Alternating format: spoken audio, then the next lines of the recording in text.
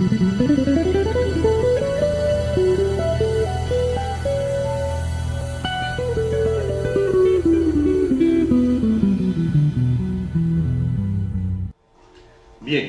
entramos a la presentación número 17, en la cual vamos a hablar sobre la contribución nacional. Este término se refiere a cuál es la oferta, cuál es el compromiso que ha asumido el Perú frente al Acuerdo de París. ¿Qué significado tiene este compromiso? ¿Cuál es el potencial de acción que significa para nuestro gobierno, para nuestra economía, para nuestras poblaciones?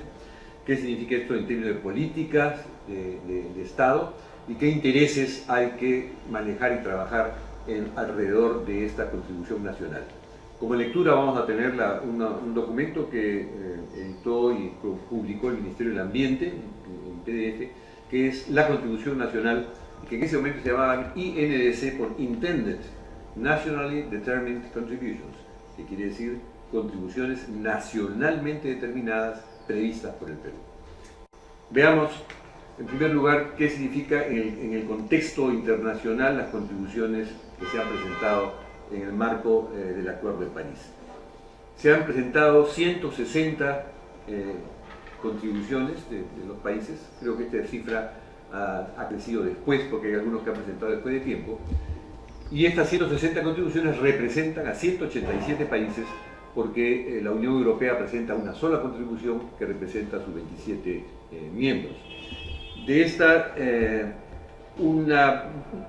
alrededor de 140 países han presentado contribuciones tanto en reducción de emisiones como en mitigación como en adaptación.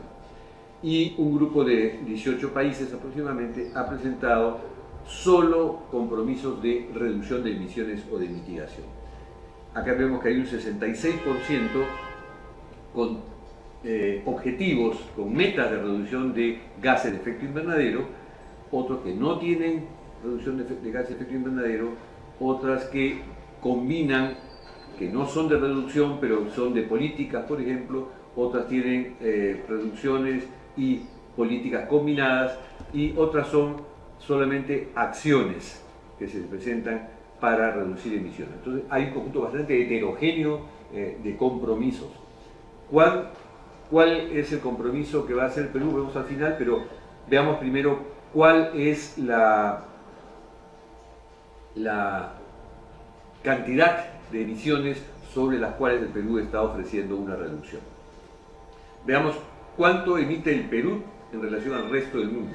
Aproximadamente entre 0.3 y 0.4% de las emisiones globales. Y esto según el Inventario Nacional de Gases de Efecto Invernadero del año 2010, que ya es un año bastante avanzado y que ya incluye nuestro esfuerzo de crecimiento económico. La mayor parte de nuestras emisiones son lo que dice acá USCUS, uso del suelo, cambio de uso del suelo y silvicultura, es decir, lo que se hace o no se hace en los bosques. Un 35%. Esto bajaba. En el año 2000 la importancia relativa de la deforestación y los bosques era del orden del 50%. Al bajar al 35% no es que haya bajado la deforestación, ha bajado la representación porcentual en el resto de la actividad económica. ¿Por qué? Porque ha crecido energía.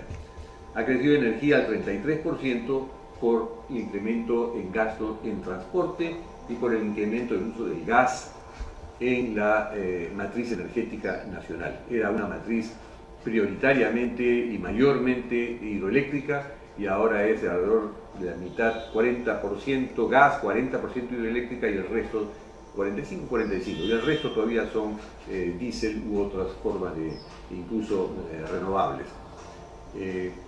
Tenemos a continuación el 21% en agricultura, la expansión agrícola, la expansión ganadera hasta cierto punto, pero sobre todo el uso de fertilizantes en la agricultura también hace que esta actividad haya subido al 21% en términos relativos.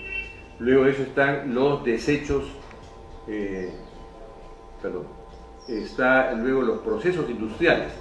Mayormente aquí estamos hablando de producción de cemento, hierro y algunos otros procesos de fabricación de materiales de construcción, y no es tan alto, es del 5%, y el 6% está en desechos, en la basura doméstica y basura industrial que no se dispone adecuadamente y que genera metano a la atmósfera, un gas que es fuerte en términos de gases de efecto invernadero y por eso tiene un coeficiente de consideración mayor. Finalmente ya hay otras cosas menores. En fin, entonces, a partir de este cuadro, ¿qué es lo que nos estamos comprometiendo a contribuir? ¿Qué es lo que estamos comprometiéndonos a reducir? Veamos en el siguiente cuadro. Vamos a nuestra contribución, no la hemos cambiado todavía. En el 2018 vamos a determinar cuánto vamos a cambiarla de lo que ofrecimos inicialmente en el 2015, que fue 30% de reducción en comparación al BAU, que quiere decir Business as Usual, o sea, a la línea de referencia tendencial que tenemos en el 2030. O sea, vamos a llegar al 2030 y debemos tener un 30% menos de emisiones de las que tendríamos al 2030 si no hacemos nada. Entonces, esa diferencia es lo que vamos a ver. De ese 30% estamos comprometiéndonos de manera incondicional, o sea, con nuestro propio esfuerzo, a un 20% de eso, o sea, 2/3 partes, y a un 10% adicional condicionado a que tengamos recursos de cooperación internacional, recursos de inversión para financiar este esfuerzo de reducción de emisiones. En el 2010, vemos el gráfico, teníamos 92.6 millones de toneladas métricas de CO2, de dióxido de carbono equivalente, es decir, combinando todos los gases y dándoles un coeficiente al peso de cada uno, nos da esta cantidad. 170 millones, de los cuales 92 está en uso del suelo y 78 en otros usos, los que hemos mencionado. Al año 2030, si no hiciéramos nada, llegaríamos a 298.3 millones de toneladas. Vemos que habría crecido la cantidad de emisiones por deforestación y habría crecido también la cantidad de emisiones por otros usos, transporte, energía, agricultura y otros. Entonces, lo que queremos es que a este mismo año 2030 no lleguemos sino hasta 208.8. Es decir, reduzcamos el 30%. Esta es nuestra meta de emisiones y el 30% es nuestro compromiso de reducción. Ahora bien, también tenemos en la contribución nacional un capítulo de adaptación. Esto es más difícil de cuantificarlo, pero sí es importante y los países en desarrollo han solicitado esto a la Convención, que haya compromisos de adaptación en cada país. Ahora, ¿estamos en capacidad nosotros de invertir en adaptación? Veamos. A la pregunta de si estamos en capacidad de invertir en adaptación, la respuesta tendría que ser, ¿podemos darnos el lujo de no invertir en adaptación? Veamos lo que está ocurriendo con los desastres climáticos, de origen climático, no desastres climáticos, desastres de origen climático por falta de previsión, por falta de preparación, por incertidumbres climáticas y por mayor incidencia, mayor fuerza de algunos fenómenos climáticos que siempre hemos conocido, como el Niño, como las heladas, como las lluvias, etcétera, que se están intensificando y probablemente esto se deba en buena parte al calentamiento global y a los cambios climáticos globales en el mundo. En realidad está ya establecido a nivel científico, a nivel técnico y a nivel estadístico que los costos de no hacer nada son mucho mayores, de 4 a 7 veces lo que es la inversión en prevención. Entonces, en un país como el nuestro, una prevención, una inversión de $1 millón en prevención nos va a ahorrar de 4 a 7 millones de dólares en remediación de impactos climáticos en general y de necesidades de seguridad climática. En segundo lugar, es prioritario identificar la vulnerabilidad del país ante el cambio climático para plantear alternativas y cursos de adaptación. Entonces, la adaptación tiene un objetivo de beneficio a la población, de reducción de costos y sobre todo de transformación de nuestras formas de uso de los recursos y de nuestras formas económicas de consumo. En tercer lugar, Hay que actuar para garantizar seguridad alimentaria y energética y asegurar disponibilidad de agua. No el agua que nos está llegando convertida en lodo por descuido nuestro, por falta de previsión, pero también por un agravamiento de los impactos del clima, sino agua accesible para el consumo, agua para la agricultura, agua para la industria, la minería y otros usos. En realidad, no podemos dejar de adaptarnos al cambio climático, porque adaptándonos lograremos desarrollarnos con sostenibilidad ambiental, siempre en beneficio de la salud de la población y de la economía nacional. Recordemos nuevamente cuánto nos cuesta no prepararnos ante los impactos climáticos que se nos avecinan. En realidad, la adaptación al cambio climático es un reto sobre todo sociocultural. Tenemos que cambiar la percepción de lo que significan los impactos climáticos en la gente, que dejemos de considerar que la naturaleza es cruel, la furia de la naturaleza, la inclemencia del clima. Todos esos son términos que son absurdos porque nos ponen a distancia, nos ponen separados de lo que es la naturaleza, de la que formamos parte, de la que somos parte indisoluble. Estamos imbuidos de naturaleza y rodeados de naturaleza. Decir la naturaleza me está causando daño es una, por decirlo menos, una tontería. En realidad tenemos que cambiar la percepción de lo que significa la naturaleza. Recordemos nuevamente la casa única, la casa nuestra. Somos parte de esa casa. No vamos a culpar a nadie por lo que pase dentro de nuestra casa. Veamos entonces que este reto sociocultural es más de este tipo que de la ciencia o la técnica. La ciencia y la técnica está ahí y podemos utilizarla para culminar nuestra adaptación. Veamos ahora qué significa la contribución, cómo se distribuye ese 30% de compromisos que hemos hecho. De ese 30%, casi, de hecho, 2/3 partes, del 70% en realidad, 69%, vamos a obtenerlo del trabajo en el uso del suelo y cambio de uso del suelo. Trabajo con bosques, trabajo con cambio de uso del suelo en otras zonas, para evitar emisiones de gases de efecto invernadero que no son eficientes, que no contribuyen a la economía del país, que se van en fuego y en quemas o en podredumbre de vegetación. Si eliminamos o reducimos la deforestación, lo ideal sería llegar a un balance neto, carbono neutral, en términos de crecimiento de los bosques y un necesario manejo para evitar una excesiva deforestación. Siempre habrá algo de deforestación para hacer infraestructura o para crecimiento urbano, pero en realidad debe haber mucho más generación de bosques o regeneración de bosques que destrucción de los mismos.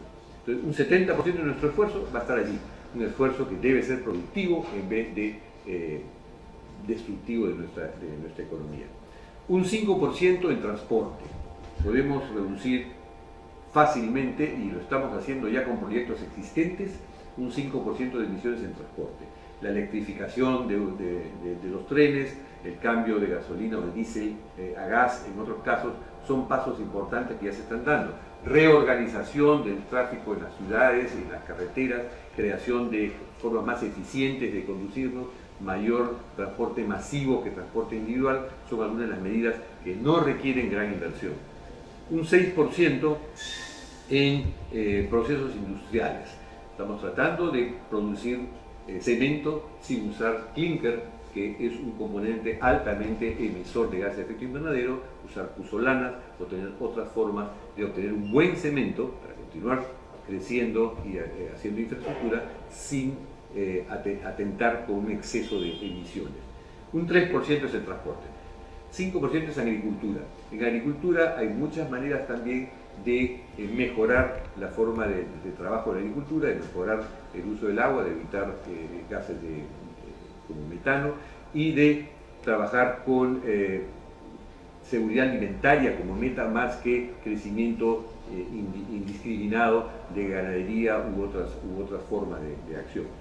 12% es en energía. Aquí hay mucho que podemos hacer para impulsar energías renovables, algo que ha habido cierta resistencia en nuestro país, poco por los lobbies de los generadores y inversionistas en energía, pero también un poco de resistencia de los técnicos a cambiar a energías renovables. Y las energías renovables ya son una solución actual, ya no son una promesa, ya no son caras, están empezando a acercarse a los precios muy competitivos con las energías que se producen por quema de combustibles fósiles definitivamente, y no tanto a las hidroeléctricas, que son muy buenas, pero sí pueden reemplazar incluso el gas a la larga y tener al gas como una reserva estratégica energética en vez de subsidiarlo para competir con la posibilidad de tener energías renovables. Carros eléctricos y otras cosas también son parte. Recordemos que este 12% de energía es transporte, uso de energía en transporte y energía para consumo eléctrico. Entonces, esta contribución nacional es la que estamos manejando para convertirla en proyecto. ¿Cómo lo estamos haciendo? Incluyendo también adaptación. Para adaptación, los 5 sectores que hemos priorizado, que ha priorizado el Ministerio del Ambiente y la Comisión Multisectorial encargada de presentar estas contribuciones, estos compromisos, son agua, en primer lugar, vemos la importancia que tiene esto en estos momentos, agricultura con miras a seguridad alimentaria, pesca con énfasis en alimentación y pesca artesanal como sustento de poblaciones marítimas costeras, bosques, sin duda, al momento, si queremos realmente reducir las emisiones y reducir la deforestación, tenemos que hacer un inmenso trabajo cultural y social y también económico para que los bosques sean productivos, para que el valor de los bosques en pie supere largamente el valor de una área deforestada en un bosque para pastos o para agricultura temporal. Esta es una labor en la que está empeñado el Perú, está empeñado el Ministerio del Ambiente, el Ministerio de Agricultura, la Presidencia del Consejo de Ministros y en general los gobiernos regionales que tienen áreas amazónicas, tienen un fuerte empeño en lograr estas contribuciones en adaptación que van a permitir reducir las emisiones de gases de efecto invernadero. Por último, en salud, que no es menos importante, salud tiene ya un plan de trabajo respecto al cambio climático. Recordemos que la salud es un elemento muy vulnerable al calentamiento global y a los cambios climáticos. Están produciendo cambios en la aparición de las plagas en los lugares donde hay vectores de enfermedades. Las enfermedades tropicales están entrando a lugares que no son tropicales o que no lo han sido, incluso a Lima. Hoy tenemos dengue en toda la costa, cuando el dengue era clásico solamente de zonas muy cálidas como el norte del país o el oriente. También hay una serie de otras enfermedades que pueden ir apareciendo porque el cambio de hábitat que se hace al incrementarse el calentamiento global produce una serie de nuevas afecciones de salud que tenemos que tener en cuenta. Entonces, estas 5 áreas de adaptación tienen a su vez 5 áreas transversales que requieren también atención. Gestión del riesgo de desastres. Es imprescindible que haya una articulación muy clara de todos los sectores de gobierno y de nacional y regional para gestionar eficiente, orgánica y sistemáticamente la gestión del riesgo de desastres. Crear infraestructura pública resiliente, no más puentes que se caigan, no más carreteras que se corten porque no se previó suficientemente los fenómenos climáticos que podrían afectarla. No más pobreza y poblaciones vulnerables. La pobreza y el cambio climático están opuestos. No podemos resolver la pobreza si no resolvemos uno, y no podemos resolver el cambio climático si no resolvemos el tema de la pobreza. Género e interculturalidad. Somos un país multicultural, somos un país multidiverso y tenemos necesidad de darle atención a mujeres y hombres de diferente manera en términos del impacto que sienten ante el cambio climático. Y por último, y no menos importante, promoción de la inversión privada.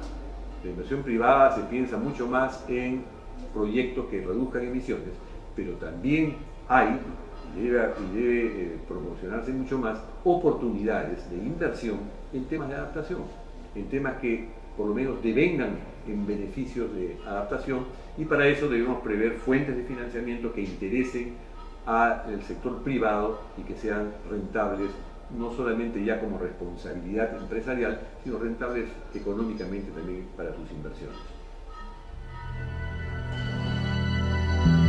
Thank you.